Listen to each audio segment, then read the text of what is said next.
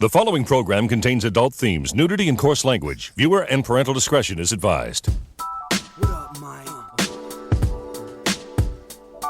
Toronto. VK on the beat. Check. I'm in Toronto where you wanna get the city love. I'm from Toronto where you wanna get the city love. I'm in Toronto like we wanna get the city love. My city love me back for my city love. Welcome to episode 1770 of Toronto Mic'd, proudly brought to you by Great Lakes Brewery, a fiercely independent craft brewery who believes in supporting communities, good times, and brewing amazing beer. Order online for free local home delivery in the GTA. Palma Pasta. Enjoy the taste of fresh, homemade Italian pasta and entrees from Palma Pasta in Mississauga and Oakville. Toronto's Waterfront BIA. Next weekend, check out the Waterfall Festival on Toronto's waterfront. Blue Sky Agency, the official distributor of Silen's quiet, comfortable, and customizable office pods. Create sanctuary within your workspace. RecycleMyElectronics.ca. Committing to our planet's future means properly recycling our electronics of the past. And Ridley Funeral Home. Pillars of the community since 1921. Today, returning to Toronto Mic'd to tell us all about Bill Atanasoff, it's FOTM Hall of Famer Peter Gross. How are you, Peter Gross? I'm fabulous. Hey, does Mark Daly get a few bucks for that intro? Look, don't get me started. I know that we're going to hear from multiple voices in this episode. There's one particular voice that we'll hear from that might spark me to play something else that may or may not be the voice of Mark Daly, but I'll hold on to that for later. But Peter, it's been a long time since you've been in the basement. What have you been up to? Well, I've been very fruitful. I ended 12 wars. That BC Madagascar thing was just awful. Yeah. Hundreds and thousands of people Peter were Gross. dying. I've actually found out what causes autism. There's an actual scientific correlation between sex and autism. The parents of every autistic child at some point or another had sexual intercourse. I don't know why they don't tie that together. And I'll bet you that's not even true. I'm on. Just move on to the next one. I'm on this new program, 1 Tylenol a day for 3 months and you will grow an inch. You noticed that I was much taller since I last came here, right? Oh, let me tell the listenership you did look taller, and then I saw you were wearing rollerblades. So you actually, is this the first time you rollerbladed to the TMDS studio for an episode? I think I did it a couple of years ago. It's 7.3 kilometers, and it was absolute hell. But this begs the question, Peter. What is the status? We've had many an update on your insurance issues with cars and everything. Like, are you able to drive your automobile? No. Because of the insurance problem, because I was put on facility and paying almost $700 a month. It's almost been a year now since $700 a month. Eh? I canceled my insurance. I haven't been driving for almost a year. Did you? Well, I gave you this advice before I press record, but I'll give it to you on the public record here that you, Peter Gross, need to invest in a bicycle. Well, I'll consider that, but I think it's highly unlikely. I'm so committed to the rollerblades, even though there's been a seismic shift in my balance lately, and it was a miracle I got here without falling. You know those bronze indicators at the beginning of each sidewalk for the blind? Yes. The blades don't like those. Oh, I can imagine that. And the only reason I mention a bicycle is because if you had to go, let's say you had to travel, I'm going to make it up, 8 kilometers. Well, it's much faster and I think safer and easier for you to do the 8 kilometers on a bicycle than on rollerblades. Particularly, I don't know, as it gets a little cooler in the winter. So I'm just putting it out there that I think you'd be a great cyclist. No car required. You got public transit and you got your bike. I'm doing pretty well without driving. All right. I can't I can't convert you from, and I like rollerblading myself. I used to rollerblade, but it was back in the 90s I used to rollerblade. So when did you start rollerblading? It was in the early 90s. Jim McKenny was asked to put together a team for a rollerblade hockey tournament. Right. And when we showed up, they gave us rollerblades. So ever since then, I've been... Do you have the same pair? Oh, God, no, I've gone through several pairs. Because I remember you can probably rock the same pair for a long time, but you do have to change the wheels occasionally. Yeah. I've had a couple of instances where the wheels actually came off in transit. That's problematic. Well, it sounds problematic to me. So we love it when you're on the show. You're an FOTM Hall of Famer. You're one of my all-time favorite guests, if not my favorite guest.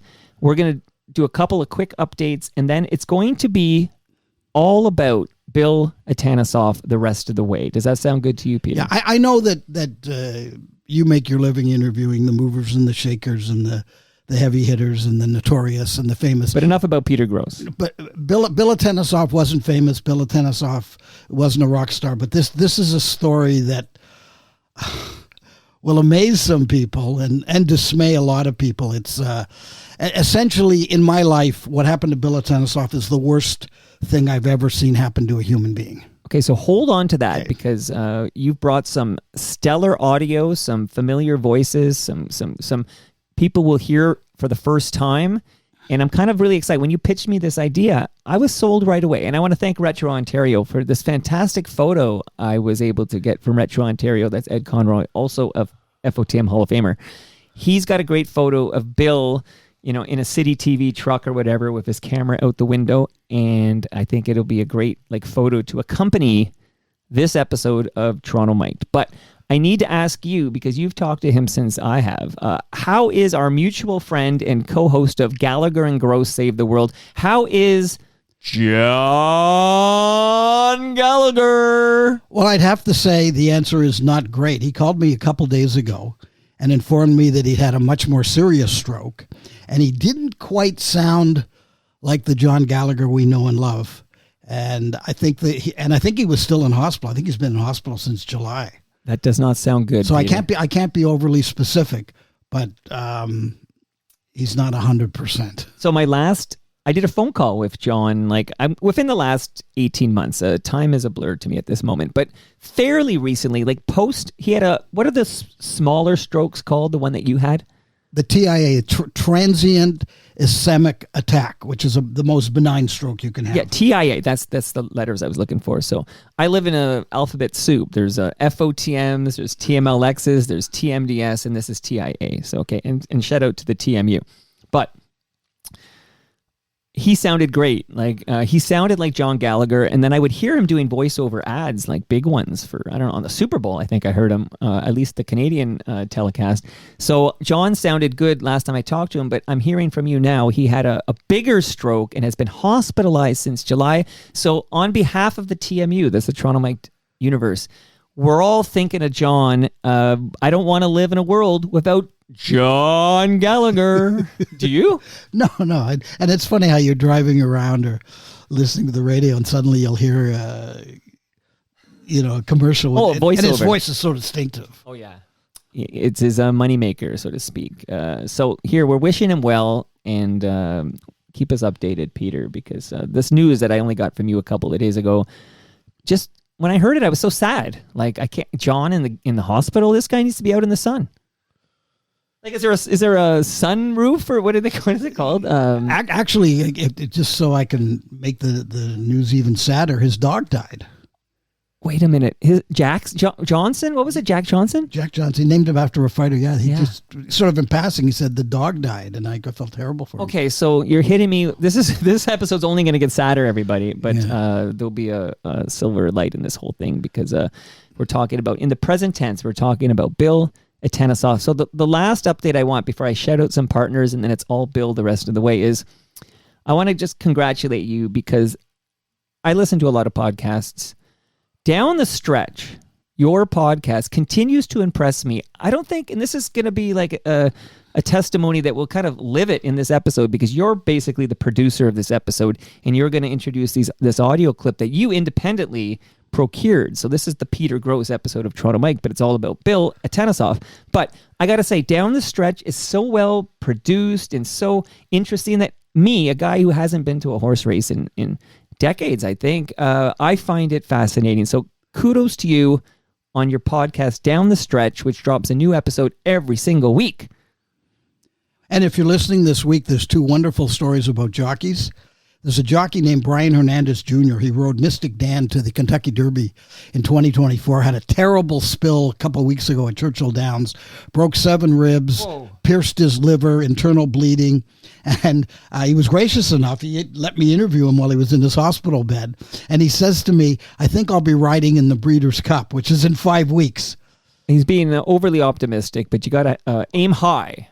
Well, jockeys are amazing. In the other jockey story, there's a jockey named Michael Sanchez. So he's in a race at Parks, which is near Philadelphia. And as they're going down the backstretch, one of the horses, his reins broke and the jockey couldn't control him. So the horse bolted to the extreme outside.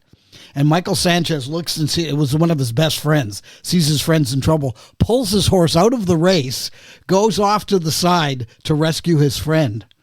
So he abandoned any chance of winning. So these are like, to me, these are not necessarily for the, of course, everyone who gives one iota of thought about horse racing, particularly in Ontario, should subscribe to Down the Stretch. But even if you just like human interest stories and well-produced stories like these, I would highly recommend a subscription to Down the Stretch. It's free. It's a podcast. Wherever you found this podcast, you'll find Down the Stretch.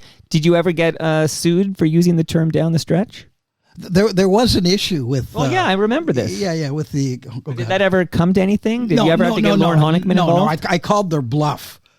I said to them, there's a famous announcer whose catchphrase, and down the stretch they come, and his lawyer got in touch with me, and I interviewed the lawyer, and I actually put the interview in one of the podcasts, and I said, look, I can't give you the money you're asking for, but I'll give a plug to any charity you want in every episode, and I'll say that this is the Down the Stretch podcast and it has nothing to do with the Down the Stretch, blah, blah, blah. And he never got back to me. That was a couple of years ago. Okay, so I'm glad that there's no lawsuit headed your way. You have enough legal problems. Okay, so I know why you're really here. Of course, we're to celebrate Bill Atanasoff, and you got some great audio, but I know you come here because you love the Palma Pasta lasagna. That is true. When I told my son I was coming here, he knew that he's having lasagna for dinner. It's wonderful. It's the best lasagna I've ever had. So I do absolutely have a lasagna in my freezer for you, Peter. You're going to get that right after this recording. But I also want to invite you and your son and your grandson and your neighbors and any loved ones of Peter Gross, your mom, who almost became an FOTM. It was close, right? She said she would do it, and then she had second thoughts about it. Shout out to Marilyn Gross. So I just want to invite you all to Palma's Kitchen in Mississauga, November 29 at noon. That will be the 21st TMLX event. Palma Pasta will feed everybody. And for those who enjoy a delicious fresh can of craft beer, I will be bringing some Great Lakes beer as well. And that's happening November 29 at noon. Everyone's invited. Not coming unless you have an orange soda for me. Okay, so if the VP of Sales is listening, I'm tasking you with bring that orange soda. We did it last time. I think you took 2 sips and then left it. You promise you'll consume the entire orange soda. Well, if it's sugarless, I'm storming right out. Okay, well, the good news about Palma's Kitchen is we can buy it there. Like, unlike the Great Lakes Brewery, where I have to go out, get it somewhere else. I can buy it at the Palma's Kitchen. So we'll take care of you there. I want to say hi to Doug Mills. He's the man behind Blue Sky Agency. They signed up for 2 months. They forged partnerships with established office furniture brands like Silent and Green Furniture Concept and Rouliard. And they're eager to chat with any and all Toronto Mike listeners looking for dynamic and creative work environments. But then I got a note from Doug on the weekend. He wants to double that. He wants to do 4 months of sponsorship of Toronto Mike. So bless you, Doug Mills. I hope all FOTMs write Doug and thank him for that and engage him on how he can help you with your dynamic and creative work environments as we all return to the office. Not you and I, Peter, but everyone else. So Doug at blueskyagency.ca is where you can find Doug Mills. Thank you, Doug, and thank you to the good people at Blue Sky Agency. Peter Gross, I have a measuring tape for you from Ridley Funeral Home. I'm sure you have a large collection of these now, but we love Ridley Funeral Home, and Ridley Funeral Home has a great podcast called Life's Undertaking. I urge everybody subscribe and listen. I was going to make the tasteless comment that do they use these to measure the length of the body and the... And that would not be the first time I heard this tasteless comment. How dare you, Peter Gross? I'm taking you out of the FOTM Hall of Fame. How dare you? Okay. Last but not least, recyclemyelectronics.ca. That's where you go, Peter. If you have old cables, old electronics, old devices, you go to recyclemyelectronics.ca, put in your postal code, and then you can find out where to drop all that off to be properly recycled. Sounds good to you? It sounds great. Peter, who is Bill Atanasoff? Bill Atanasoff was this dashing, handsome, charismatic man who many, at least myself and Jim McKenny will tell you, was the greatest sports cameraman. He was a field cameraman for CityTV in the late 70s and early and 80s into the 90s. Just wonderful, wonderful cameraman. Great guy to work with. We had a lot of adventures, a lot of mischief among us. And almost 15 years ago, one night, he was working nights. He was one of the camera supervisors, but he chose to work night because he had freelance during the day. So he's working night, and he'd gone to some event where a bad guy had jumped from a building. Okay, so there were police and ambulance at the site, and it's 11 o'clock at night. He sets his camera up. There's a sort of a police barrier, and as he's standing in the street near the police barrier, a guy goes through the police barrier over 30 miles an hour, driving a Cadillac, plows into Bill, smashes his legs. Bill's head hits the windshield. He flips over. His head smashes against the curb. He's dead if there's no ambulance on the site. They pick him up. Long and short of it, he was in a coma for a while, needed dozens of stitches to his head. They had to remove one of his legs. Ever since then, he's been a blind quadriplegic. So okay, just to correct, we care about the facts on this show. We don't print the legend, but it was a Lincoln Continental that hit Bill Atanos. What did I say? You said Cadillac. Well, I wasn't there. Okay, and this was Kipling Avenue. Shout out to Etobicoke, where you are right now. So Kipling. This is November 9th. What calendar year again? I'm saying 15 years ago. So okay, 2010. Okay, goodness. They did arrest the driver, and they charged him. He was a 68-year-old man. They charged him with criminal negligence and dangerous driving causing bodily harm. I don't know what the resolution was of that lawsuit. But as you've told us what happened to Bill, at the time the article I was reading talked about a severe head trauma, a broken neck, broken pelvis, 2 broken legs. It sounds like they had to amputate one of those legs. Oh, my goodness. So devastating accident. The 68-year-old driver just bowled over Bill Atanasoff, who was doing his job on Kipling Avenue that November 9th night. Terrible. And we will find out in ensuing interviews what happened to that individual who ran Bill down. Okay. I love it. So I want to just tell the away. listenership that I've never heard these clips. So I have 9 clips that Peter Gross has procured, and I can't wait. So as I listen to these with you, Peter, I'll be hearing them for the first time, and then my reaction will be authentic because I don't know what's coming, and I'm very excited. But do you have things you'll say before I play each clip? Yeah, I'll give you just set up. And the first one's easy because Jim McKenny and I have been up to, it's the Grove Park long-term nursing home where Bill, he's been in a number of places based on a series of circumstances. Now he's up in Barrie in this home. It's very nice. And Jim McKenny and I went to visit him. This is an interview from about 3 weeks ago, I got him talking about what happened to him. Okay, so we get to hear from Bill. Here we go.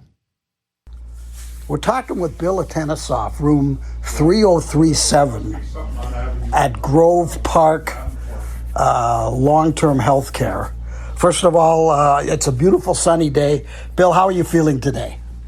I'm feeling pretty good, Peter. Okay, I want to talk to you, and I'm worried that this will be difficult, but I want to talk to you about the accident that you had almost 15 years ago. Are you aware that it's closing on 15 years? Yes. Okay, I'm going to read you something here. I was in the 680 newsroom. I was doing sports this particular morning. I think it was November the 10th, 2010.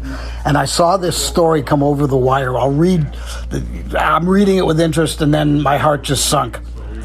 A Toronto television station's cameraman is in hospital with serious injuries after being struck by a car while videotaping a police investigation. My first thought is, geez, I wonder if I know that guy. And then it says, Bill Atanasoff, 58, who works for CityTV, was struck on Kipling Avenue in Toronto's West End. And just my heart just sunk at that point. Atanasoff and other journalists were on the scene to videotape an incident being investigated by the province's Special Investigations Unit. They're quoting the CBC's Tony Smythe. Bill was standing on the outside of a police car with emergency lights flashing when he was struck by the car. Police said Atanasoff was crossing Kipling Avenue mid-block when he was struck. Bill was thrown about 15 feet. His camera and belongings scattered on the road. He landed near me and 3 other colleagues already on the scene. A 68-year-old male driving a Lincoln Continental was arrested, handcuffed, and taken to Toronto Police's 22 Division. Now, first of all, do you recall any of this, Bill? Yes. To what extent? Well, I remember we were waiting for the police to show up and give us a press conference. And I realized that I needed to change my equipment a bit and prepare for the press conference. Anyway, I went to the car, the trunk, opened it up, exchanged some things, and came back across the street. When I crossed the street the second time, I saw a car that was driving in my direction. I thought, oh, he'd see me. I wished that I'd ran across and exited. I guess I couldn't believe that he didn't see me. And then he came in and hit me with the car. And I guess I went flying in the air, landing on a couple of hoods of cars. And then the kicker, I landed back on the sidewalk. That's where I hit my head and lost my vision forever. I have to say that on the morning that I got the news about you, there actually was a closed-circuit video of it. It's awful to watch. Your head slammed into the passenger side of the car, breaking the window, and you can see your body flying over. Do you want to describe the full extent of your injuries? Well, I lost my vision. That was the worst. Now I'm a blind person, and have been for many years. And I also lost my right leg. That was smashed by the car when I was originally hit. And that leg was crushed, and they amputated it. And I now have a stump in place of the leg. But you also suffered a broken neck and a broken back, am I correct? A broken neck and, did you say broken back? Well, I did. Am I correct? Am I wrong? I don't know. Well, I was knocked out and taken to the hospital. do you have any significant feeling below your neck? Yes.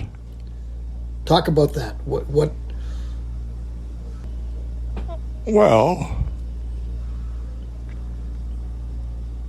I think I get painkillers,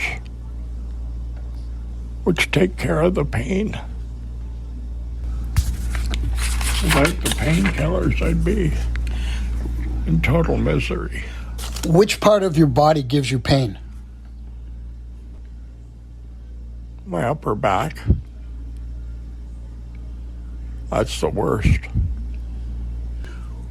When you woke up in the hospital, because I assume that you suffered a really severe injury to your head, how long did it take you to understand what had happened to you? Well, I know I'd been hit by a car. I didn't learn much about the driver. Do you know what his status is now? He died. Jeez. He died like a day or two before the trial was going to start. It was a year later, but the day before the trial, he died. Okay, Bill, I'm going to ask you, you know that I've interviewed people for the last 50 years, mostly frivolous, silly stuff. I'm going to ask you, it's a horrible question, but before the accident, you were this really good-looking, very athletic individual. You were good at sports.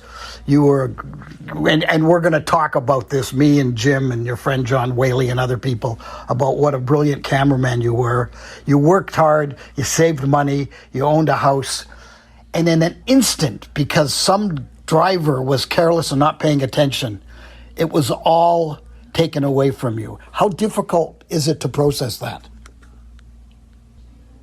Well, you can't get hit by a car and get knocked all over the place and land on a cement sidewalk head first, back of your head. And that's what did the damage, losing my vision, which really hurts. It's interesting that you emphasize that the worst part of the injury is losing your vision as opposed to losing your body. Why is that? Well, if you can't see, even though you used to be able to see, you don't know where you're going. I can't even go to the bathroom by myself. Do you find that humiliating? Yes. Not my fault, No. but it is humiliating when you can't go to the bathroom at a normal toilet. I know for a while that you were being taken care of in your house, which was kind of in the East End. What street was that on? Near Broadview and Queen? Woodley. And then they moved you to a really nice apartment, I think on Churchill, north around Finch and Yonge. Yeah. And then subsequently you've been moved into this care place. Is it adequate for you? Are you comfortable here? Can you achieve any level of happiness? Well, as long as my painkillers are given to me at the right times, 4 times a day, right around breakfast time, just after lunch. Jim McKenny and I come and visit you, I can't say as often as we should, but the one takeaway we get is that you don't feel sorry for yourself. Oh, those are private moments that I keep to myself. Sharing those feelings with people is not productive in any way. Who comes to visit you? Who are still your closest friends? Who drops in on you? John Whey, he would come. I understand that one of the fundamental reasons that you and John Whey are good friends is you both like the Boston Bruins. That would be true. Peter, I'm hearing that for the first time. I have a couple of questions. One is Like, was it easy to get Bill to open up and have that conversation with you? Yeah, Like, yeah. I mean, I broached it to him. I said, I want to do this. And he said, fine. If you put yourself in Bill's place, he's lying there, no capacity to even scratch his own nose. He's blind. The hours must just go on endlessly. So he likes it when people visit. The one question there, I set up this question about you've lost everything in an instant. And instead of saying, poor me, why did it happen to me? He has a kind of a cause and effect. Well, I'm in this situation because I got hit by a car. Right. Yeah. I found that remarkable. Yeah. Yeah, exactly. Cause and effect. So I found that to be remarkable to listen to, like that conversation. And it sounded like he trusts you and he was going to open up to you. And it sounds like he's still struggling. Like, it sounds like maybe it's more privately than when he's having visitors like you and John and Lorne and Jim and Gord and all these people who visit him. I would say that he's still feeling the loss of vision, particularly that's still affecting him 15 years later. That is such a raw conversation with a man who still with us, but you said this is the worst thing you've ever witnessed happen to a human being. Is that what you said? Yeah. There was, just to put this in context, several years ago, there was this wonderful man named Don Nahili. He was in his 30s, cameraman for City Television, and he was working the overnight shift, and he kind of pulled his car over to take a little nap and never woke up. Oh my God. And that was horrible, but it was finished, He died in his sleep, which at least there's no pain. It was horrible, and I remember that the funeral was very emotional, but sure. Bill wakes up every day. I wonder, I couldn't ask him, what do you dream about? Because in your dreams, you're different. I wonder if in his dreams he's walking around with the camera on his shoulder. So he was 58 when he suffered these injuries. So now he's 73. Okay, so he has 58 years. And you mentioned, I have a little video that you shared with me, and I've seen him. Like, he's a strapping, handsome, just king of the world kind of guy. Like, he looks like a great guy, sounds like a great guy. I know he still is, but to be robbed of that physicality and that stature, and to lose his vision and his everything that you described, that's quite the blow. Well, the theme of this whole podcast about Bill. Yeah, sorry here. I'm still processing. I've never heard his voice. So for years, I've had people like you and Lorne Honickman particularly. You would come over, and I would always hear about these birthday parties for Bill, and Lorne would show me pictures. Jojo Chinto might be there. I'd see the blue-eyed FOTM himself, Gord Martineau, and I'd see these people I kind of know. This is kind of what led to me saying, ask Jojo Chinto to come on Toronto Mike, and he said, nope. So I never heard his voice till today, till right now. So it's quite something. But please set up the second clip. You've got 9 great clips. Anything. The overwhelming theme is that this is a guy who suffered catastrophic injuries and doesn't feel sorry for himself. Now, from the beginning, Lorne Honickman and his wife Kathy, and Al McCormick, who was another supervising cameraman, and his wife Mara, were probably the point people who were helping to take care and solve a lot of Bill's problems. So the next clip is me talking to Lorne Honickman. Let me tell you how we found out. We had just come back from New York. We were celebrating our anniversary there. We wake up to the radio news. I can't remember what station we had on, but the news was that a CityTV cameraman was hit by a car, and he is in critical condition in hospital. And I'm thinking through myself that, geez, I hope that's not Bill. Because Bill had a very active freelance practice. He liked to work nights. He liked to keep his days open. I saw a message from Al that he may have heard it as well, and that it was Bill. I rushed to the hospital.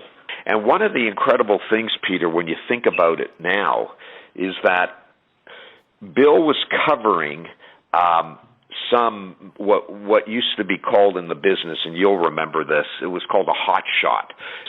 But being a hot shot meant that emergency crews were on the scene, fire, police, ambulance. And because there was so many emergency personnel there, he was treated right away at the scene, and they got him to the hospital. And there was always the talk later being that, you know, given the level of injuries that he suffered, he may not have lived had it been not for the fact that so many emergency personnel were there at that time. I walk in there, Peter, and there was like so many people from CityTV there, right? It was because everybody had heard about this, and from that moment on, that note, and we're coming up to the anniversary of it, November 2010. His unbelievable will to live just kept. Nobody knew what was going to happen. Nobody knew if he was going to survive. He was obviously in critical condition. It was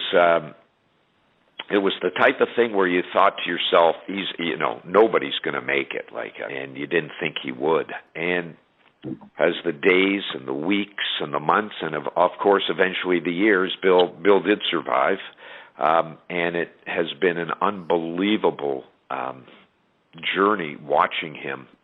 I remember when we first found out that not only was Bill never going to walk again, and that he was, for all intents and purposes, a quadriplegic. He lost one of his legs. He was also blind. So here's a person who's not going to be able to move and not going to be able to see. And if you said that to somebody, anybody, well, I'll speak for myself. If you said, here's what's going to happen. You're not going to ever be able to walk. You're not going to be able to move. You're going to be a quadriplegic, and you're not going to be able to see. I know, and I'd say, please let me die. And I can say that I have never, ever, I have never heard anybody say to me, one time ever, hearing Bill say, let me die. I want to die. And you'd come into the room and you'd go, hi, Bill, and he'd hear your voice, and he'd immediately, Lorne or Kathy, whoever it was, he knew who it was, and a big smile would come on his face, and he would just be so happy at that moment that you were there. And that's what it's been like through the years. I understand that right at the beginning of COVID, he got it. Yeah, Bill got it. COVID lockdown started mid-March, and at the end of March, like 2 weeks, 3 weeks into it, we hear from JC that Bill's got COVID, and that they're taking him to the hospital. It was like we were in this twilight zone. Nobody knew anything, and nobody could be with him. So here it is, Bill, who has this specialized care, quadriplegic, blind. I'm thinking to myself, he's going to be he's going to be lying there. Nobody's going to be. There's chaos at the hospitals. But I was able to find out a floor that he's taken to. I get to the floor, and this wonderful nurse, she has her phone, and she walks and gets into the room, and she said, Bill, and I hear her going, Bill, and I hear Bill's voice. She goes, your friend Lorne wants to talk to you. And Peter, I could hear over the phone this relief, and Bill goes, Lorne. I said, hey, Bill. I said, Bill, everything's okay. You're at the hospital. Don't worry. It was like for him, was just thinking, oh my goodness. Here he is getting COVID, and with all the insanity that was taking place. But again, the resiliency of Bill Atanasoff. Not only did he fight the COVID, which of course in that first strain, as we know, that was the worst strain of all, but Bill got through it. But that's Bill again, making it through another huge hurdle that maybe you and I or anybody else wouldn't be able to make. But I'll always remember the beginning of COVID and what happened to Bill. What's the most pressing issue with his health these days? He's always had issues through the years with, because when you're lying down and if you're not, things happen, everybody knows you get these bed sores. What they are ulcers on your back, on your bum, everywhere while you're in bed and whatever. And he doesn't know about them because he's paralyzed. If you or I ever had those bed sores, we'd be in agony. But because Bill is paralyzed or whatever, he doesn't even know about having them. And that's sort of a medical issue that he's dealing with right now. And we're all hoping that it's going to be taken care of properly. Bed sores are ulcers, and if ulcers aren't properly taken care of, it can lead to, obviously, really unfortunate consequences. The thing that I just want to say about Bill, he's somebody that you can get an inspiration from, because what Bill has not ever lost is the ability to laugh and the ability to just think about the good. Here's a person who can't move, who can't see. When you go see Bill, he'll thank you. Oh, thank you so much. Thank you so much for coming. Thanks for coming. And we always want to say to Bill, thank you, Bill. Thank you. Because you'll walk away every single time I walk away, I'd shake my head and I'd go, oh, wow. Wow. Thank you, Bill. Wow. Honickman expresses it well, doesn't he? Well, does Honickman know that you have his mustache? Vis-a-vis what he's saying there, just a little memo. If anyone out there is listening to this and knows Bill and can put a couple hours aside and go visit him, because that's the most important thing to Bill, is that someone comes and spends an hour with him. He's at the Grove Park nursing home in Barrie, easy to find.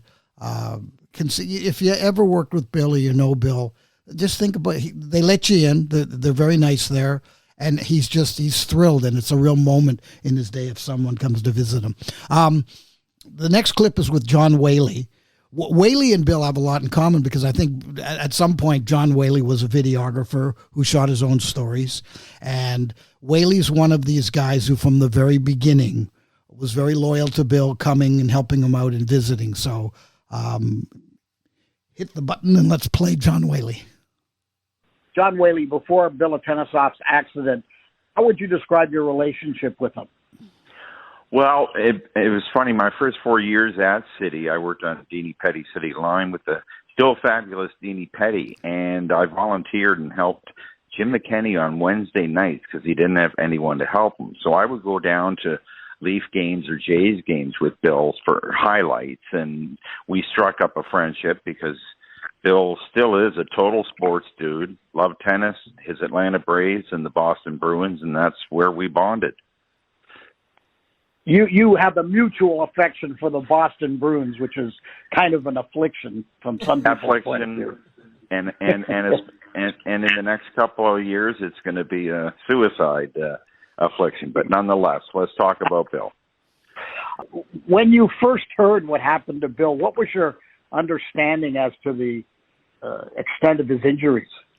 Well, all I had heard, I think it might have been Jimmy who called me, but he just said that he got hit by a van or a car and was thrown like 30 feet in the air and landed on his head. And then, of course, it's just the horror thoughts going through your mind when you hear that. And of course, I think it was the first morning, and you were already there, as I recall. And just to see him, I mean, his head was the size of a 32-inch screen because of the impact. It was horrifying. As I recall, he had something like 60 staples in his head. Oh, I wouldn't have been surprised. And he had to wear a halo, did he not? And by halo, I mean, a contraption to keep your head in place and that. it was just horrifying to see. So for these 15 years, from what I get, you have been the most constant visitor to him. I would go visit him once a week. I live in the West End, more like Burlington area, so I'd go down once a week and see him on Sunday mornings, because I never shook that breakfast television getting up at 2:30 in the morning habit, and that was the best time to go into town and back, and for traffic. And I have to admit, I haven't seen him. I've only seen him a couple times since COVID. I mean, I'm in constant contact with him on the telephone. I've always kept contact with him and kept him abreast of what's going on in life, what's going on with the Boston Bruins. And, you know, as a matter of fact, just a quick anecdote, it happened December of, was it November of 2011? And 2010, yeah. And the Bruins won the Cup in June of 2011. And I somehow think that Bill had something to do with that. You can get your hanky out now. What McKenny and I find every time we see him is the absolute lack of self-pity. It just doesn't happen. He never mentions, why did this happen to me? No, not once. I've never heard it. I've never heard him even come close to it. And it's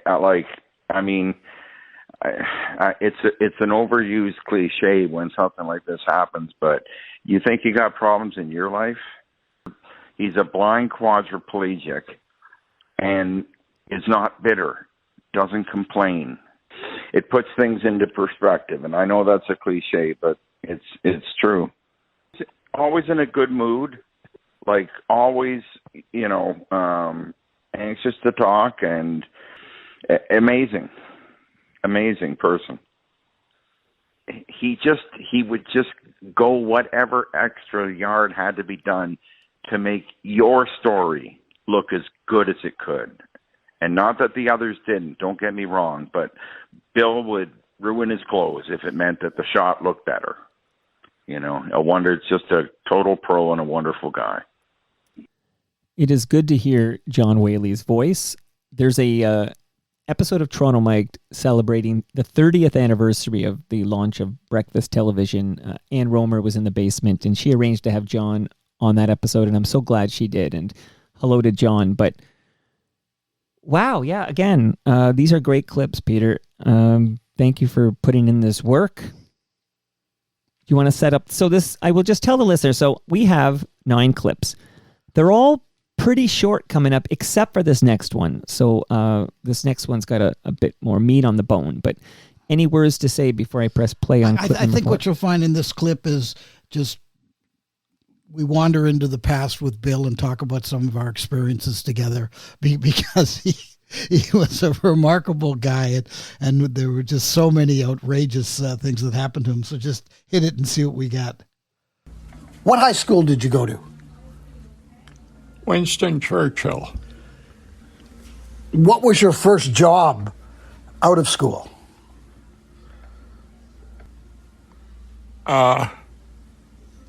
Moses Neimer. Well, wait a second. When we worked together, you used to tell me you had this wonderful job sucking crap out of sewers. Oh, yeah. Tell me about that. What was involved there? Because that sounds way better than being a cameraman. Well, me and another guy had a job of driving around called sewer suckers. We'd go to a sewer, use a pick, crank it open, and stick this big long apparatus down that sucked the sand and other debris that may have gotten somehow into the sewer. Usually the only biggest, weirdest thing we'd get would be a broken hockey stick. And we had a car, me and the other guy, Don Purser. He had a car, and I had a car. Well, Purser was the original city television cameraman, so did he bring you in? I guess he didn't disapprove. Had you had any experience with camera and videotaping before that? Only what I studied at Ryerson. I went there for 3 years and graduated radio, television, and arts, RTA. Was there a point where you realized that you were really good at this? No. I didn't ever realize I was good. Well, other people realized that you were an elite cameraman. We're going to talk about some of our experiences, but who do you remember working with? We're going to talk about you shooting stuff with me and with McKenny, but if I throw some names at you, can you give me a capsule comment? I'll try. Gord Martineau. Did you ever shoot with Gord Martineau? He was a broadcast camera. I didn't have much to do with him other than when I came to the station and he would be there. Maybe they'd ask me to shoot something. Colin Vaughn. I went out with him a lot. Very smart man. I got along great with Colin. What about the great David Onley? I worked with him too, quite a bit, but then he went to Queen's Park and I kind of separated us. There was a moment early on in David Onley's career where Moses got angry because the cameramen were shooting him from the waist up, not showing his disability. Do you recall any conversations around show that David Onley is in the wheelchair? Vaguely, but once it was pointed out to me that I needed to show him, I could understand that it was important to show his disability. What about Jojo Chinto? I was a man of... There's no two Jojo Chintos in the world. Elaborate on that. He was quite a character. He could size up a situation and call it as he saw it. And if you disagreed, tough. Did you ever have the pleasure of working with Catherine Humphreys? Yes. Sexy. That's all I remember. What about John Whey? Did you ever shoot for John Whey? I remember talking to John, but I don't remember the shooting part. Because I know the two of you are very close friends. Can you describe your relationship with him? Well, I thought he was a good reporter. Okay, here's a tough question. Who did you prefer working with, Jim McKenny or me? That's an unfair question. Are you passing on it? Yeah, if JoJo was available, he'd go there. Yeah, I'm going to bring something up here that I think speaks to your personality. We would go to a shoot, and I would introduce myself. Hello there, I'm Peter Gross, I'm with CityTV. And then the person would look at you and say, and you would say, I'm just the cameraman. Do you recall doing that? Yes. Why? Because I'm just taking the picture. I'm not going to try and influence what happens because I have the camera. You know, we would go to gymnasiums to shoot basketball, and I would walk in and the cameraman would come behind, and the crowd would not go berserk until they saw the camera. It wasn't me, it was the camera, and knowing that they were going to be on TV that night. The camera was always important. That's their problem. We shot hundreds of high school sports events, and there's anecdotes about you because you take your sports very seriously. And one of the anecdotes is we're shooting a high school basketball game, and the ref calls traveling, and you were incensed because you didn't think it was traveling, and you pulled your camera away from your eye, and you shouted, "Hey, that wasn't traveling!" I'd let him have it if I disagreed. I did not pull punches in that regard. I think you took shooting sports very personally. Well, yes. We talk a lot, Jim and I talk a lot about you. Shooting basketball's easy. Shooting football, pretty easy because you just follow the ball. Baseball is an almost impossible sport to shoot with one camera, but you had a very special technique. Do you remember how you used to shoot baseball? Yeah, I'd go up behind home plate, and then how high could I get up? Like to see the pitcher and the batter in one image, and then the land around it. Maybe shortstop, second base. You used to tell me, though, that you'd keep your camera eye on the camera and the other eye open, and you'd watch the play with the other eye to know where to move the camera. Yes, my second eye provided assistance in guiding me of where to move the camera to get the best image for the action. The thing about baseball that's different from all other sports is the massive area that the play can take. The ball can be hit into the right field corner, and a guy is coming around second and third, and he's going to score, and you have to decide where you're going to go with the camera. And because you knew baseball so well, you were always aware of the guy coming into the plate. Well, that's... The camera initially would follow the ball heading to the outfield. Once you saw it starting to sink, you wanted to see if it landed or whether it'd be caught. And once that was determined, you'd quickly pan down to catch the runners. Were they coming home? Which in many cases they were. Okay, I'm going to remind you of, in my opinion, the most intuitive piece of camera work you ever did. And this will probably piss you off to remember the story. There used to be a media day at Glen Abbey for the Canadian Open, and they would let us play 18 holes. But on this particular day, you and I were out there, and it's pouring rain.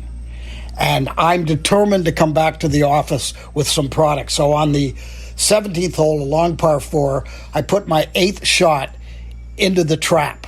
And I'm standing over the ball, and I'm wiggling the club back and forth, and you say to me, "Hit the fucking shot." Yeah, that sounds like me. And you were on the green, sort of 10 feet from the pin, and I just took a wild swing at the ball, and from the moment I hit the ball, you knew it was going into the hole, and you followed it, racked focus, and you got the perfect shot of the ball going into the hole. Do you remember that? Yes. And then you panned back to me, and I'm doing this over-dramatic, hands in the air, blah, blah, blah. Look at me, I'm great. I got a 9 on a par 4. How much did you enjoy shooting sports with us? A lot. I always loved sports. Mr. McKenny, hockey, baseball, American football, not Canadian football. I got another anecdote, another baseball anecdote. Back in the first days of the Blue Jays at Old C&E Stadium, there was a camera booth that was about 3 floors up behind home plate. And you had this fantasy of becoming the first cameraman to catch a foul ball while recording it, and you came damn close once, didn't you? Yep.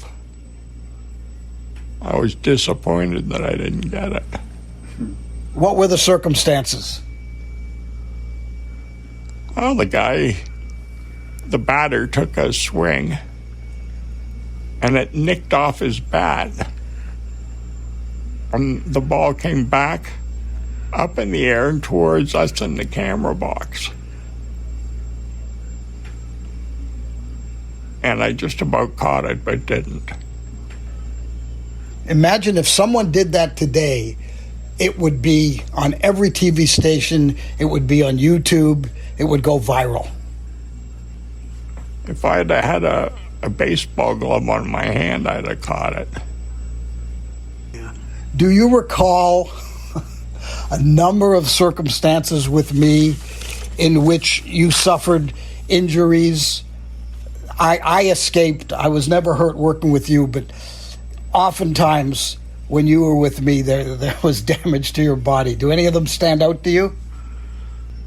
Not really. Good, I'm going to remind you. I think it was 1979, and we were shooting the Big Brothers Downhill Soapbox Derby at Hyde Park. And you got very creative. You got down near the bottom of the hill, and you pushed the camera back up against the curb, and you're lying face down, looking through the camera.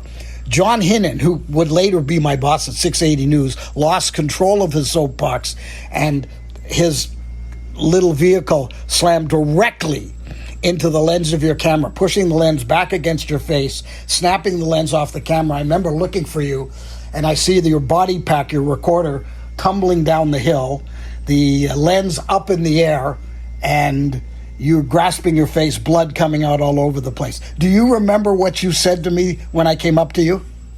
No doubt I'd be swearing. Well, in between the swearing, you said, "There goes my modeling career." Was there a thought at the time? I mean, you were a very handsome young man. Was that a consideration at the time? Were you going to do that kind of thing? Modeling career? That's what you said to me. That was a joke. Okay. Do you remember the house I had on Dundas Street, just east of Coxwell? Yeah. And we spent a lot of time there, smoking pot and playing cribbage. That's right. And one night, it was a block. It was just through a park to Greenwood Raceway. And of course, I always dragged you to the track. So one night, we're running through the park, and I think the sun had gone down, so it was a little dark.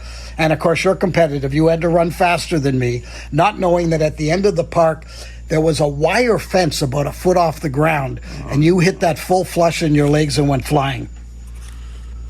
You don't recall that? Oh, I'd like to dampen the memory.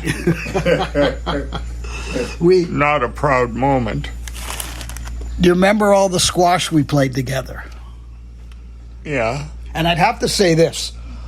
You were a much better squash player than I was. And you always tempered your game down so that the games could be competitive. You beat me most of the time. And I wouldn't say that you let me win, but you allowed the rallies to go on longer than if you just wanted to crush me. But in all the times we played squash, you never hit me with your racket. You never drove a ball into my back. I did that to you numerous times. You hit my back? I hit you with the my ball? Yeah, drilled the ball right into the small of your back. Ugh. I'm glad you don't remember that as well. How about this one? This is actually on videotape. We were shooting a promo around. We were going around Queen's Park shooting a promo for the Toronto Marathon. So I'm running behind the car. You're sitting in the trunk of the car shooting me as I talk about the Toronto Marathon. The driver hit a bump, and it jarred you out of the car. And on the outtake, which they run at the Christmas parties or whatever, you can hear you saying, "Right out of the fucking car!" Well, if I was knocked out of the car, that's what happened. Right out of the fucking car. That sounds like me. Oh, that's great. It's great to hear his voice and the laughter. It's good to hear him laugh. Yeah. On the mic, Mr. Gross. Oh, sorry. Yeah, let me see. I'm just looking at my script here. Well, now, while you're looking at that script, I just want to ask you a really quick question. So since this horrific accident back in the evening of November 9th, 2010, was there any policy change at CityTV where they're like, from now on, camera people need to wear some kind of reflective vest or something?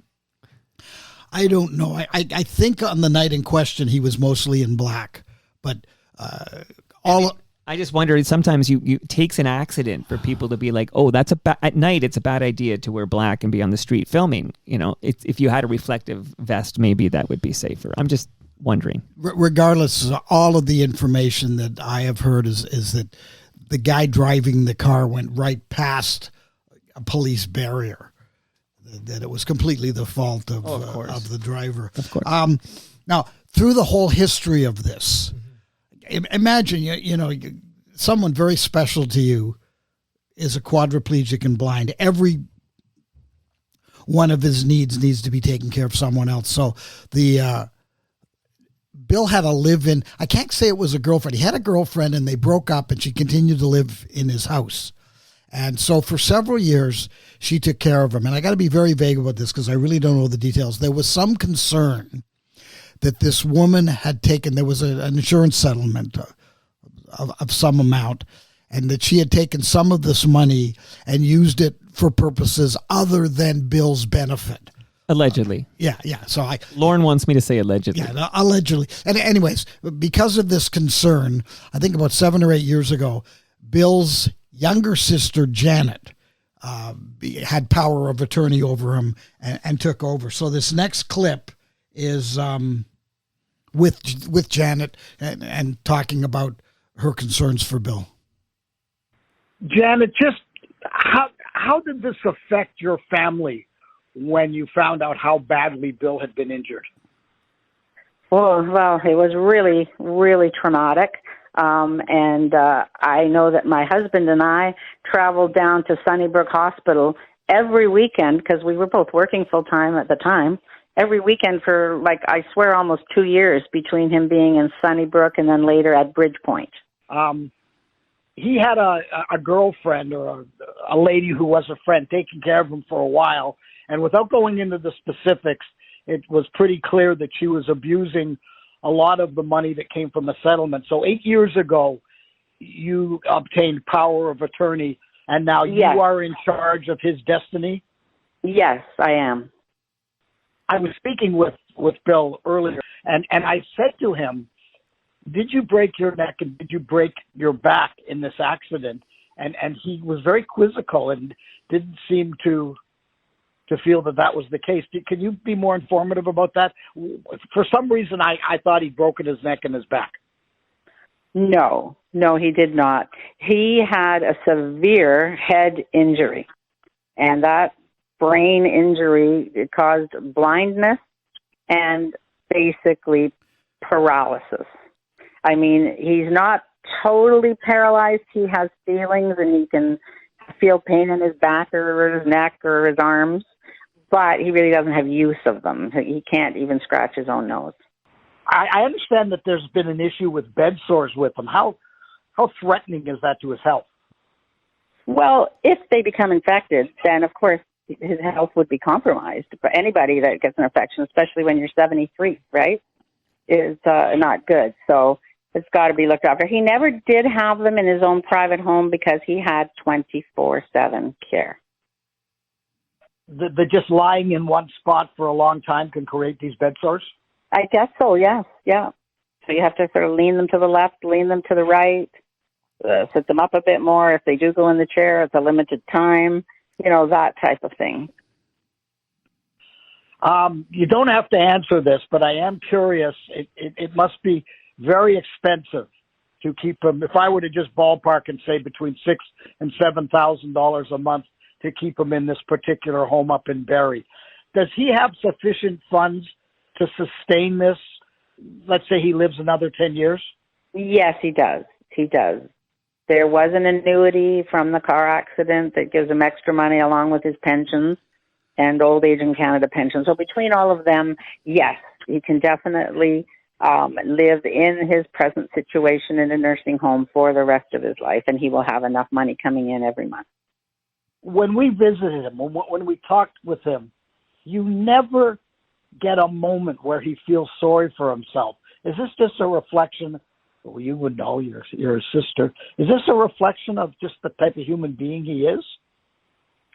Well, you know, if I go back to before he was hit, he would have said, he did, in fact, say the first time he pretty well could speak to me, that, you know, he'd had a good life, he lived it the way he wanted, and he was ready to go now. And I had said, okay, Bill, but you don't really have a choice that way. But he was sick for a long time, as you'll remember, after the accident. He was in and out of the hospital. And I think one time he became more mellow. Is that the word to use? He accepted it. Now he's moved to the nursing home. It is an adjustment. It will be an adjustment. But I'm going to try to make it as good, and everybody's trying as hard as they can to make it as good as possible, because this at least is affordable for the rest of his life. Well, that's good news. Janet's one of these very wonderful people in Bill's life who are doing everything. You know, we talk about Honickman and his wife, Al McCormick and his wife, Whaley, people who really care about Bill and do whatever we can to enhance his life. Now, speaking of that, there was a reference to he's now in this home in Barrie. Mm-hmm. For several years, he was in this very fine apartment, Churchill and Yonge Street. It's near Yonge and Finch, and he had a 24-hour-a-day male nurse called JC. Wonderful, wonderful guy. And when you think about what's required from someone taking care of a guy like Bill, I don't think you and I would want to do it. But these are extraordinary people. So we've got a few minutes of the interview with this fellow JC who took care of Bill for about 10 years. JC, how long were you the nurse for Bill Atanasoff? Well, I met Bill back in early 2013 in Bridgepoint Hospital, and then so since then I've been with Bill from 2013 up to last year, December, when I left for the U.S. Had you ever worked with a person with such severe injuries? Actually, Bill was my first client to have that kind of severe injury, like from a quadriplegic. I've worked with hemiplegic, but Bill was my first quadriplegic. Did you have to stay with him 24 hours a day? How did that work? Well, I have to stay with him 24 hours a day because he couldn't do anything. He needs somebody to do stuff for him, like scratching his eyebrows, water to drink, or especially if he's listening to sports. So you have to do this stuff for him, like preparing him, the meals, the meds. When we spoke with Bill, the one thing that he was upset about was that he's incapable of going to the bathroom on his own. So without being specific, that's something that you had to take care of. Yes, I have to do that like every other day, including the changing his suprapubic catheter, which we do once a month. So he has a catheter attached to him, and that's how he urinates. Yep, that is correct. Those of us who know and love Bill know that he's got an interesting personality. Did you find that he could be cranky sometimes? Yep. He can be cranky sometimes, but he is also, once he realized that he said something at you, he would immediately apologize. That's what we found. He would have so that he would blow up and then realize that he'd crossed the line and he'd apologize to everybody. Yeah, that is correct. I think that's important, that here's a man who's become a quadriplegic and is blind, and he still retains a lot of his personality. That is correct. You know what, Peter? While working with Bill, I also do part-time jobs with other long-term care facilities. And then these people would always tell me that they hate what happened to them, and then they wanted to die. And the moment they tells me that, I would always tell them about the story of Bill. Like, this guy has been living a normal life for more than 50 years, and then all of a sudden it was taken away from him by an accident. But for the longest time that I've been with this guy, I've never heard him say those words that he wants to end his life. Every time we would go to the hospital, he would be asked these routine questions from the ER. If the event that we need to do, we need to revive you. Do you want to have a tube inserted into your mouth? Do you want to be revived? A CPR? And he would always say yes. Yeah, that's what we're hearing from everyone about Bill. So, in a few words, can you just sum up your experience with Bill Atanasoff? Well, Bill is like family to me. I went to visit him a month ago, and I cried when I saw him because he reminded me of my dad. Because I told him that, you're like my dad. I've never had a chance to take care of my dad. We have this great relationship with Bill. It was Bill who reignited my love for tennis because I used to play tennis. But then when I started working with Bill, I immediately went back to tennis. And it was also him who introduced me, who taught me the games of baseball and hockey. Those, the terminologies. And every now and then I would call him to check on him, to update him about, sports, especially tennis. I want to thank you for what you did for my friend. Bill Atanasoff is a very special friend of mine, and there's a number of us who care deeply for him and admire him. And you know what, Peter? I always tell Bill before that you are so lucky, and I wanted to be like you when I grow old. You have these friends that keeps visiting you, keeps calling you despite their busy schedules. Wow, JC. Wow. These are very special human beings who work in these places and help, severely disabled people. Okay. Speaking of severely disabled people, we have a clip of Jim McKenny. Oh, perfect segue. I don't have to set this up. There's just some business with Jim here. All right, let's hear from Howie. Jim McKenny. That'll be me. The ladies' man. Yeah. When did you first hear about the accident with Bill, and what was your feeling about that? I couldn't really believe that it happened, and you didn't know the extent of it. And then we heard Bill was in Sunnybrook and coma, and it's just the whole newsroom was upset. And because in those days, CityTV was like a great big family. In the heyday of CityTV, there were 65, 70 people in the newsroom every day. 2 or 3 people with their dogs, and their kids had come in on a day off, so you knew everybody, and you knew their kids. And when Bill got in the accident, geez, nobody talked. The whole newsroom was quiet. What are your fondest memories of him? Not that he's gone, but as a cameraman. Oh, Bill! Anytime you got Bill, you were cooking with gas, especially if you're shooting sports. So we could never ask for Bill because then Hurlbut would never give him to us. So you just had to take your chances. But you knew when you got Bill that you'd have the viz would be good. My part of the story would probably be shit, but Bill could save it.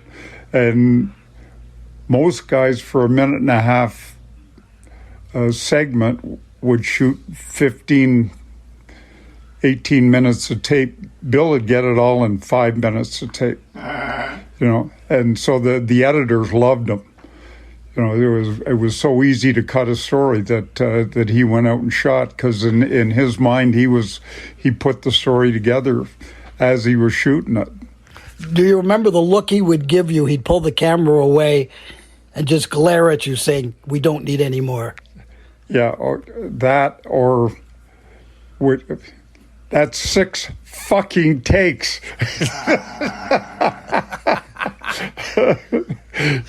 So Yeah, it was always fun going out. You know, the drive out to the shoot and the drive back. Did you ever experience his white-hot temper, where he would blow up for 30 seconds?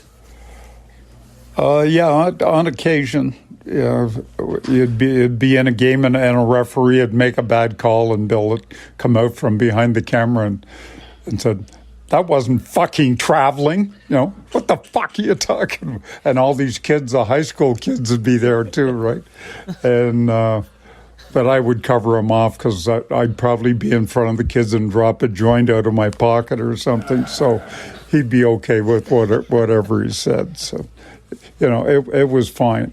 And they didn't realize what they were getting. But what you were saying before is, you know, like I went to quite a few high school football games and that shit by myself, and nobody cared. But if you walked in there with a camera, you were cooking, you know. And I used to get people calling me all the time because I never realized that they wanted me to go to an event with the camera to give them exposure to 400,000 people or however many people were watching City TV that night. When you and I visit Bill, what's your takeaway when we leave? Well, that we should be here more. No. I feel guilty.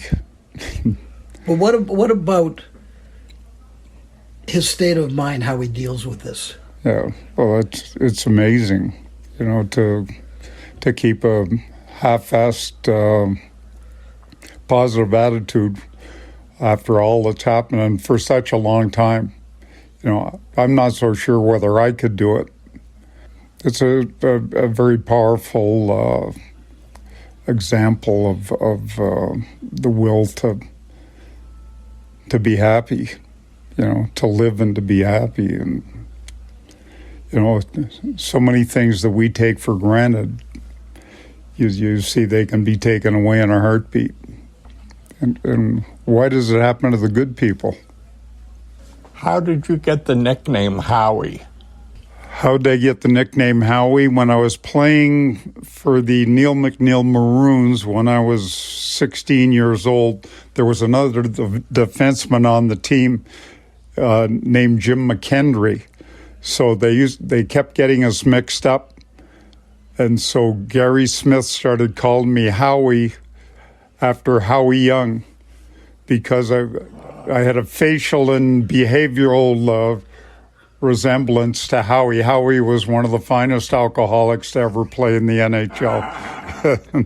So I was out to see Howie in New Mexico just before he passed. He was doing great. He was quite the character.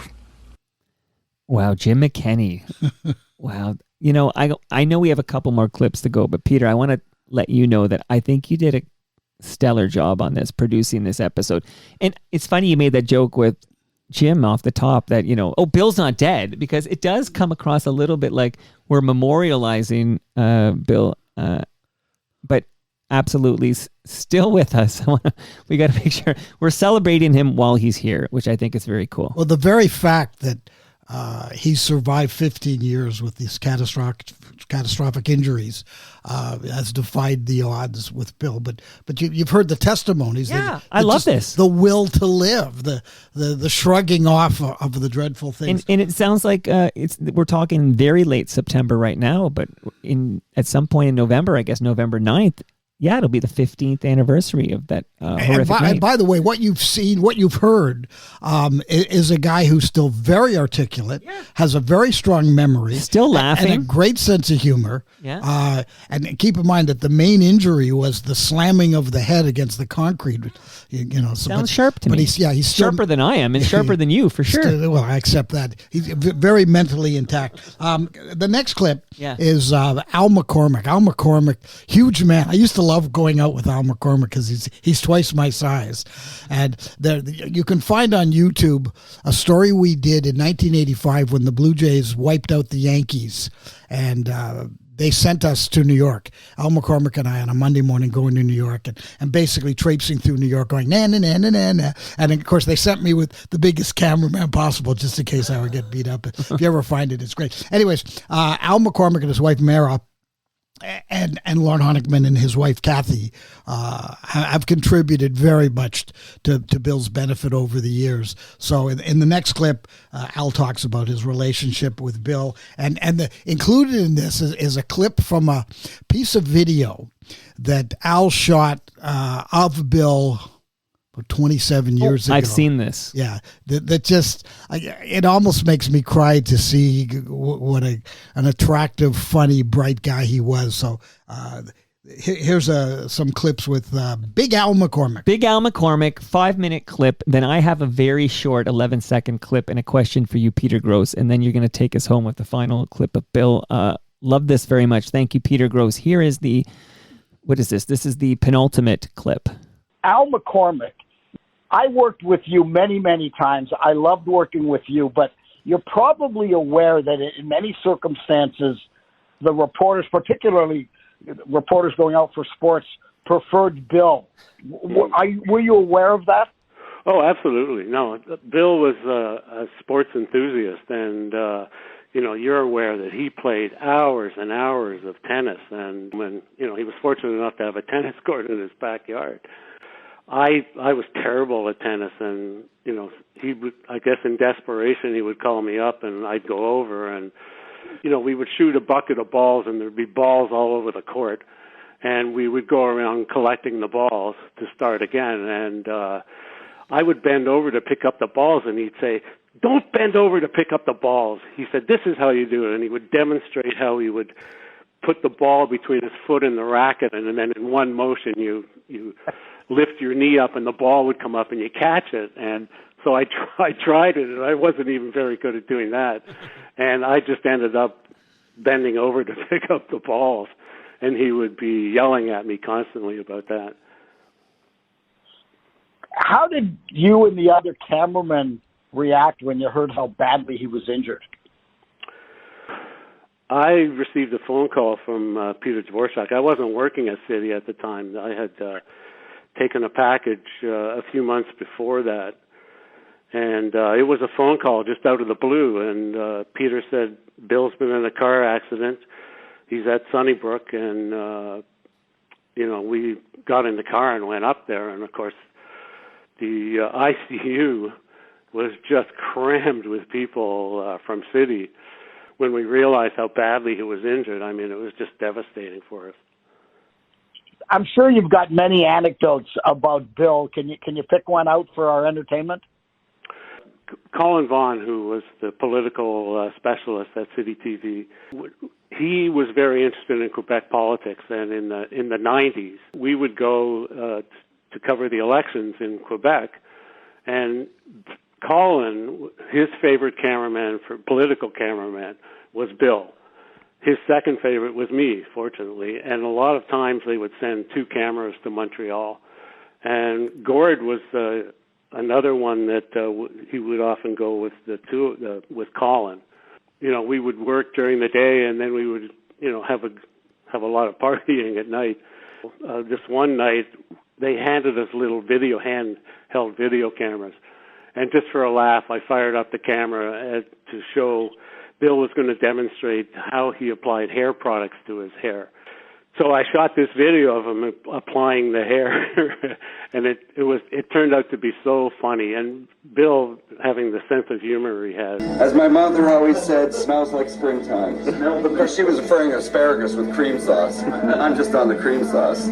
First application for fudge, for those with short, limp hair that's looking for a bit of a lift, is what we call fudge. See it? Sticky, gooey, but once applied to the scalp. Explain the flip part. That was Martin. Well, with soft, limp hair, normally you'd come out of the shower, and the sheer moisture would flatten it down. Okay, yes, it looks like there's a lot of white molding paste in there, but let me tell you, if you just finger it up a bit for a while, the more you finger it, the more likely it is to disappear. Chub it up, Bill. Bill, you have to chub up your hair. I'm fluffing the hair. Of course, if you've got some on your forehead, you'd want that off. Nobody wants a sticky, creamy substance all over their forehead. That's the end of the scene. Good stuff. Good stuff, Billy. That works, Mike. What do you get from the fact that after this horrendous accident that left him so tragically disabled, 15 years later, he's still Bill? Yeah, he is. I don't know if I should be telling you this, but after the accident, when we first visited him, he said to Mara and I that he asked for our help to end his life. He didn't want to live, and for obvious reasons, we really couldn't fulfill that wish. And as it turned out, he, I think more than ever now,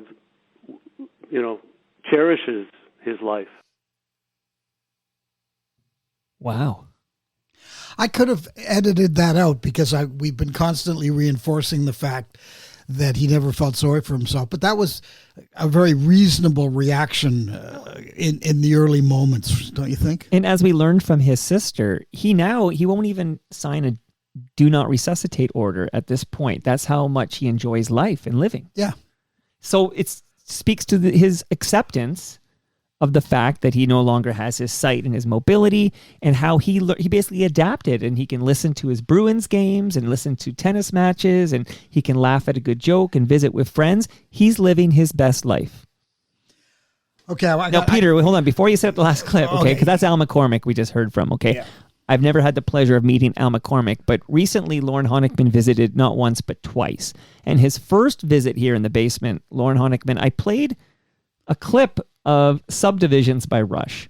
And I just wanted to hear from Lorne, who knew Mark Daly very well, whether he agreed with me that the voice saying Subdivisions was Mark Daly. I spent a whole, because I'm Mike, and this is Toronto Mike, apostrophe D.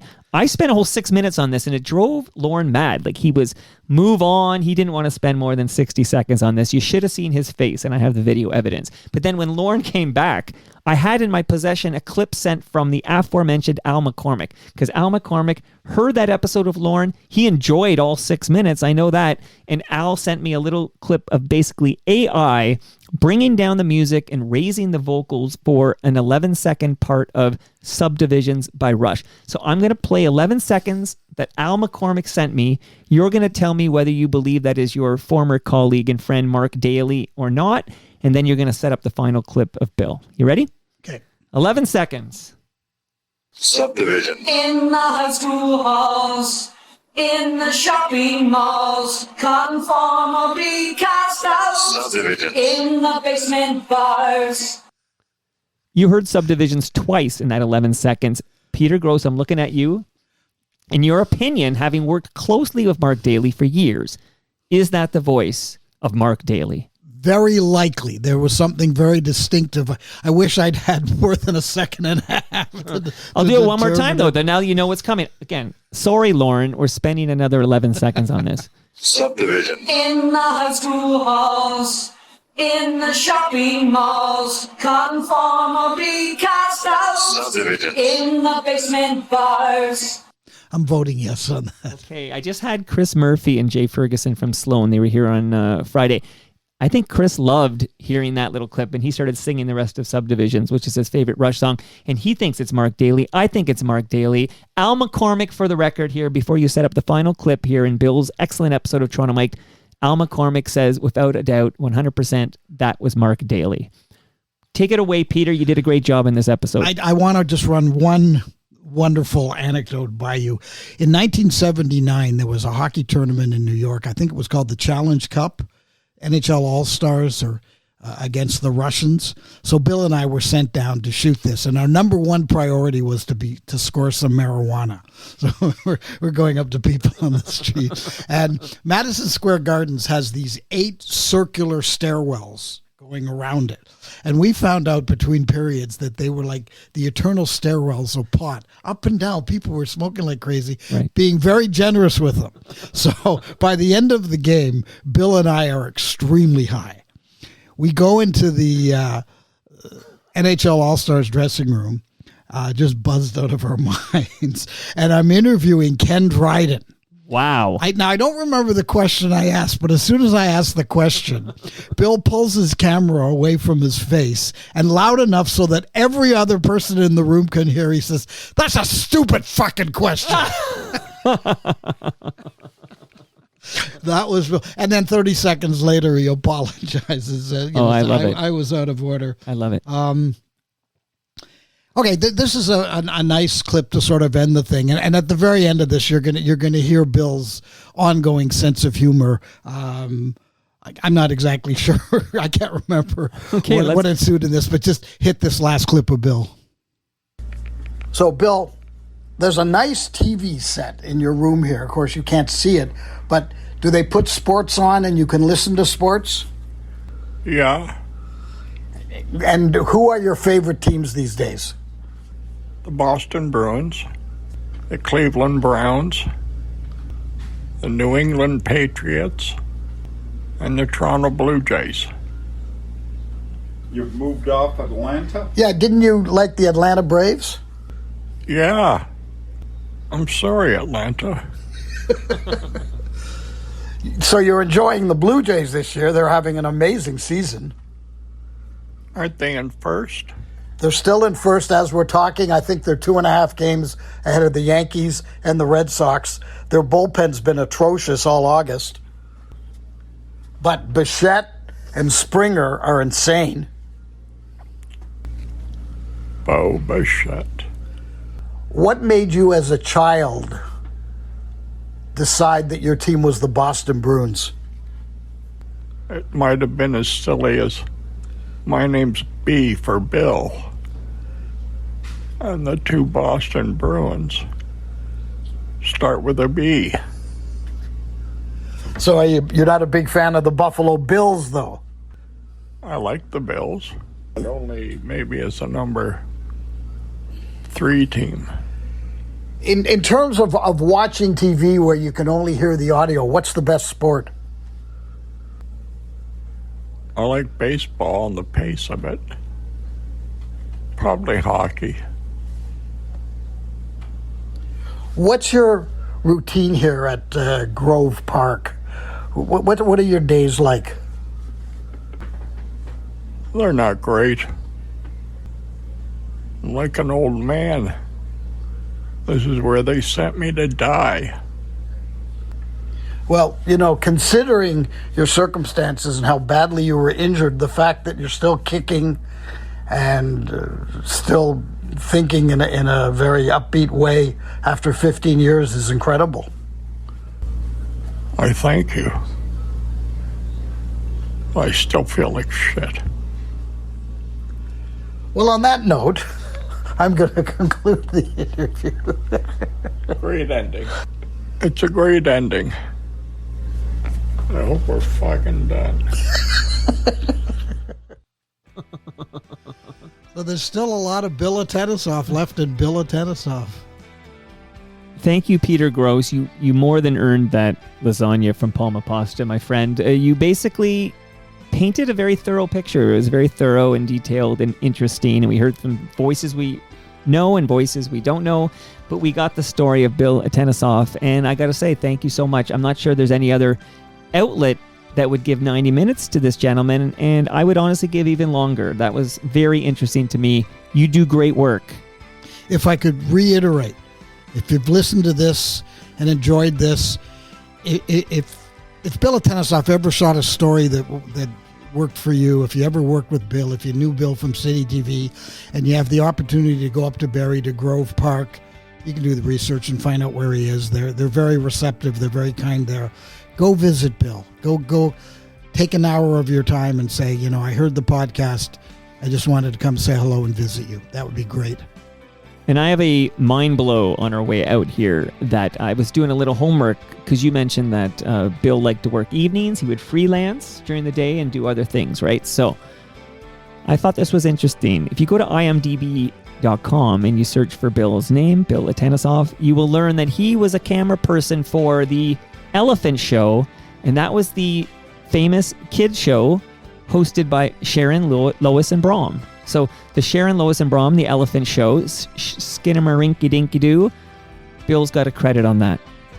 Next time I visit him, I'm going to sing Skinnamarink-a-rinky-doo. Do it and see if he gets like PTSD or something from that. But do that. So again, thank you, Peter, but also thank you to everybody who said yes to Peter's request to have a recorded conversation about Bill, many of whom have been in this basement, but some of whom haven't. And it was good to hear John Whaley, good to hear Jim McKenny, always good to hear Lorne Honickman, nice that Bill's sister, and good to hear JC. I recognize that accent right away from JC. And who else did we have on this show? Of course. Al McCormick. Al McCormick, who sent me that AI-enhanced subdivisions clip so we could definitively say, without a doubt, it's Mark Daly. Thank you, Peter Gross. You're welcome. This is why you're in the FOTM Hall of Fame. And that brings us to the end of our 1770th show. Go to TorontoMike.com for all your Toronto Mike needs. Listen, this is what I'm doing. I'm trying to enhance the Patreon experience at patreon.com/TorontoMike. I am posting like crazy, spilling a lot of tea, inside info. I did a whole thing about the Sloan episode because of some feedback. It's all going there. So become a member at patreon.com/TorontoMike. Lots of things happening there. Thank you to Great Lakes Brewery. Thank you for hosting us at TMLX 20 last Thursday at the GLB Brew Pub. Thank you to Palma Pasta. Peter and the gang will be at TMLX 21 on November 29th at noon. Bring all the City TV people. I got food for everybody. I got beer for everybody. Thank you, Toronto's Waterfront BIA. It was a great 4 months. It comes to an end this week, but everybody should check out the Waterfall Festival this next weekend. Thank you to RecycleMyElectronics.ca. Blue Sky Agency, who said 2 months is not enough. We want to be a supporter for 4 months. Thank you, Doug Mills. And thank you, Ridley Funeral Home. See you all tomorrow. This is kind of exciting. Making his Toronto Mike debut is musician, producer Fred Mullen. You won't believe what Fred's done in his career and who he's produced. He's got stories. Talking to Fred tomorrow.